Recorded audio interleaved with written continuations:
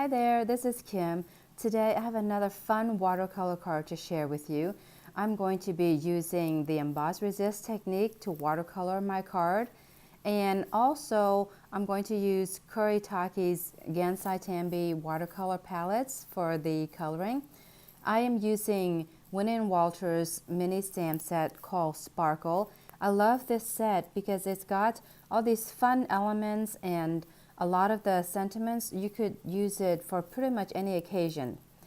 So to start with, I've already prepped my watercolor surface. I'm using 140-pound cold press watercolor paper, and I have already gone over the surface with anti-static powder.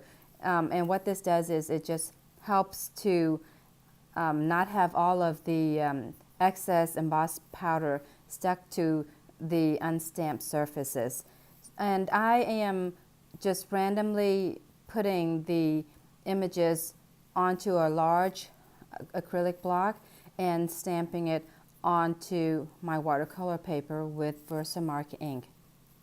After I'm done doing that, I'm going to use white embossing powder. I'm using a Muse Studios embossing powder, but you could use any white embossing powder you like. Even clear will work. I just don't have any clear embossing powder on hand, so I used white.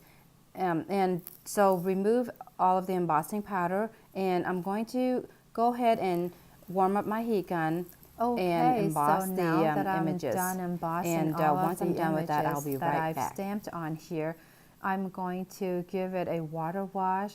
So I am just going to generously take my brush and place water all over the watercolor paper. As you noticed, I do not have my blue tape still taped onto the chipboard. During the embossing process, I took the tape off of the watercolor card to trim down my paper. When you're doing this, you don't really need to take the tape off until you're done watercoloring. And then when the watercolor paper is dry, you can trim it down later. To start the watercolor process, I am using Kuretake Gansai Tambi number 32 and number 35. One is a lighter shade of pink, and I wanted to add some depth to my images. To activate the watercolor, I'm going to take some clean water and place it into each palette to activate it.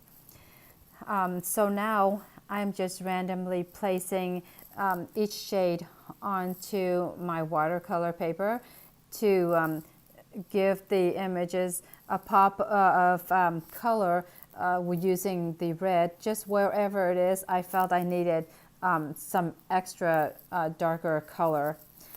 And I love the darker shade of red.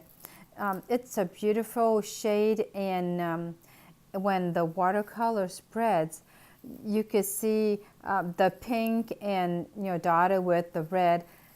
As you notice, when the watercolor got to be too saturated, I took some clean paper towel to take some water off of it, but it made it so that my color was a little bit too light, and so I wanted to add another layer of color to it. What you notice is that when you watercolor, the color that you see when it's wet, it's really, really vibrant, but when it dries, it'll be a little bit softer. So that's something to keep in mind when watercoloring. Okay, so the next step I'm going to do is, while my watercolor paper is still really wet, I'm going to sprinkle some coarse salt onto it, and this makes a really nice splotchy looking background that I really love when I watercolor. And I am going to let this dry on its own. This is one of those times that I try not to use a heat gun to dry it. And so once it's all dry, I'm going to just use my fingers to scrape off the excess salt. As you can see on the watercolor paper, the paper did dry a little bit lighter, But as you can see, because of how much color I added onto it, I love how the color came out and the salted background. As you can see from this sentiment, I made a mistake and I cut it on the wrong side, and I wasn't really happy with the tail pointing to the right side of the card front. So I ended up stamping another piece. The sentiment was stamped on the Bristol white cardstock. I cut it 3 1/4 by 2.5 inches. And before I fixed it, I had already placed this sentiment onto the card front. So I ended up having to use my scissors to cut it off, and then stamped another sentiment and cut the tail at the side that I felt would be best. And then I just used 3D foam tape to pop it onto the right center of the watercolored image. That's my tutorial for today. I hope you've enjoyed this card. Thank you so much for watching. You can find all the details and supplies list on my blog. The link is below. Okay, so see you next time.